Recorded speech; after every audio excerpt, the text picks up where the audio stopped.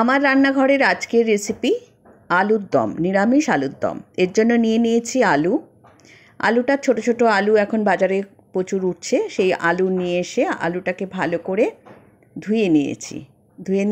ধুয়ে নিয়ে জল আর নুন দিয়ে এটাকে সেদ্ধ বসিয়ে দেবো। বেশ অনেকক্ষণ সেদ্ধ করব। এপাশে কিছু মশলা বানিয়ে নিচ্ছি। ক্যাপসিকাম, টমেটো, কাঁচা লঙ্কা, আদা নিয়েছি, আর একটা বাটির মধ্যে কাজু আর পোস্ত দিয়ে দিলাম। দিয়ে এটা জল দিয়ে ভিজিয়ে রাখবো কিছুক্ষণ। ভিজিয়ে রেখে এটাকে মিহি পেস্ট করে নিতে হবে। আলুটা সেদ্ধ হয়ে গেলে পরে ওটা ছোকলা ছাড়িয়ে সাইড করে রেখে দিয়েছি। আর এটা জল দিলে কি হয়, নরম হয়, তাড়াতাড়ি পেস্ট হয়। এবার কড়াইতে দিয়ে দিলাম সাদা তেল, তার মধ্যে দিয়ে দিচ্ছি দারচিনি, এলাচ আর লবঙ্গ। দিয়ে এর মধ্যে দিয়ে দেবো গোটা জিরে। মশলাটা একটু ভাজা হয়ে গেলে পরে এর মধ্যে দিয়ে দেবো ছুলে রাখা আলু। আমার চ্যানেলের রান্নাগুলো ভালো লাগলে অতি অবশ্যই লাইক, শেয়ার, সাবস্ক্রাইব করতে ভুলো না। যারা করোনি সাবস্ক্রাইব এক্ষুনি করে রাখো, আর বেল আইকনটাও ক্লিক করে রাখো, যাতে আমি যখনই কোনো ভিডিও দেবো সাথে সাথে তোমরা নোটিফিকেশান পেয়ে যাবে। আর যারা সাবস্ক্রাইব করে রেখেছো সাথে থেকো। তো আলুটাকে এবারে এখানে যে ভাজছি এর মধ্যে একটু নুন দিয়ে দিচ্ছি আর একটু হলুদ দিয়ে দিচ্ছি। দিয়ে এটাকে খুব ভালো করে একটু ভেজে নেব। আলু ভেজে নিলে পরে আলুর মধ্যে একটা কাঁচা গন্ধ থাকে, সেটা থাকে না, আর খেতে খুব টেস্ট হয়। একটু সামান্য হলুদ দিচ্ছি, যেহেতু এর মধ্যে একটু পোস্ত দেবো, ওই জন্য হলুদটা একদম অল্প, না দিলেও চলে, তবে আমি একটু হলুদ দিই। দিয়ে এবার এটাকে একটু ভালো করে ভেজে নেব। ভেজে এটাকে তুলে নেব। এইভাবে আলুর দম বানাবে, লুচি পরোটার সাথে খেতে খুবই ভালো লাগে। বাড়িতে কেউ আসলেও বানিয়ে দিতে পারো। তো এবার আলুগুলো প্রায় ভাজা হয়ে এসছে, তুলে নিলাম আলুগুলো একদম লাল করে ভাজার দরকার নেই, সামান্য একটু হালকা হালকা এর মধ্যে নাড়িয়ে নিলেই হবে, যাতে ওর কাঁচা গন্ধটা বেরিয়ে যায়।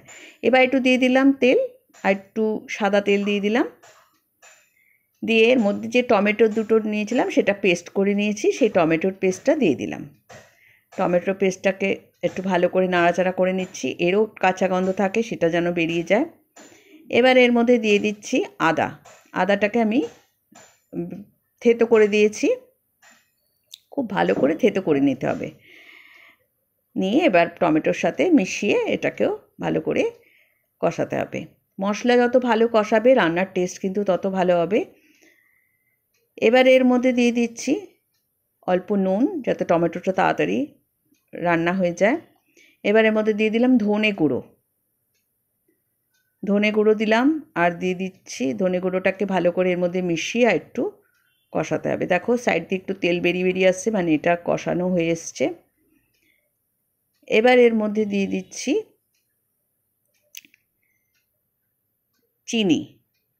চিনি না দিলে কিন্তু টেস্ট ভালো হবে না, চিনি অতি অবশ্যই দিতে হবে। একটু বেশি চিনি দিলাম।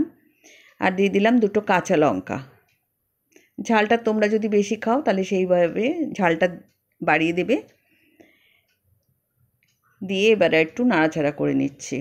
দিয়ে এবার এর মধ্যে দিয়ে দিচ্ছি পোস্ত বাটা। পোস্ত আর কাজু বেটে রেখেছিলাম সেটা দিয়ে দিলাম, আর মিক্সি বোলটাকে ধুয়ে যেটুকুনি জল ছিল সেটাও এর মধ্যে দিয়ে দিলাম। দিয়ে এর মধ্যে ভালো করে এটার সঙ্গে মিশিয়ে দিচ্ছি। দিয়ে এর মধ্যে দিয়ে দিচ্ছি টক দইটাকে ভালো করে ফেটিয়ে এর মধ্যে দেবে, তাহলে টক দই কিন্তু কেটে যাবে। তো ভালো করে ফেটিয়ে এর মধ্যে দিয়ে দিলাম। দিয়ে এটাকেও মিশিয়ে দিচ্ছি। দিয়ে এটাকে একটু ফুটতে দেব। রান্নাটা খুব সহজ, এইভাবে করবে, খেতে কিন্তু সত্যি ভালো হয়। একটু ফুটে উঠলে পরে এর মধ্যে আলুগুলো দিয়ে দেব। আলুগুলো দিয়ে আলুটাকে এর মধ্যে ভালো করে কষাতে হবে।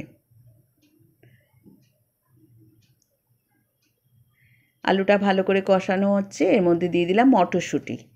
শীতকালে মটরশুঁটি পাওয়াই যায়, এখনও অবধি পাওয়া যাচ্ছে। এখন শীতটা অত নেই, কিন্তু মটরশুঁটি পাওয়া যাচ্ছে, কিংবা ফ্রোজেন মটরশুঁটিও এর মধ্যে দিতে পারো। তো আমি টাটকা মটরশুঁটি রাখা ছিল, সেই মটরশুঁটি দিয়ে দিলাম। দিয়ে এবার এটাকে ভালো করে নাড়াচাড়া করে একটু ফুটতে দেব। দিয়ে এর মধ্যে যে দিলাম, এর মধ্যে 1 কাপ মতো জল দিলাম, মানে 1 কাপের হাফ দুধ আর হাফ জল। 1/2 কাপ দুধ আর 1/2 কাপ জল মিলিয়ে 1 কাপ এর মধ্যে দিয়ে দিলাম। দিয়ে এবার এটাকে ঢাকা দিয়ে দিচ্ছি। দিয়ে এটা ভালো করে ফুটতে দিতে হবে। খুব ভালো করে ফুটে উঠলে পরে আর একটু ফুটতে দেব। একটু নুনটা এর মধ্যে চেক করে নেব যে নুনটা ঠিক আছে কি না।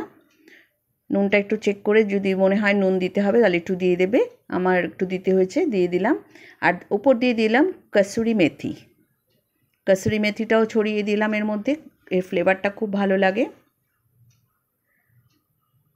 একটু ফুটতে দিয়ে এর মধ্যে ক্যাপসিকামের টুকরোগুলো দিয়ে দিলাম। আমি একটা ক্যাপসিকাম দেখিয়েছিলাম যে রেখেছি, ওটা কেটে রেখেছিলাম, সেটা দিয়ে দিলাম উপর দিয়ে। দিয়ে একটু নাড়াচাড়া করে এটাকে নামিয়ে নেব।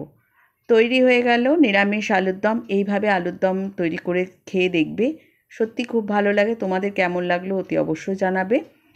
নুনটা একটু কম ছিল বলে আমি একটু নুনটা একটু দিয়ে দিলাম, দিয়ে একটু ফুটিয়ে এটাকে নামিয়ে নেব। যদি মনে করো ওপর দিয়ে 1 চামচ ঘি দিলেও দিতে পারো।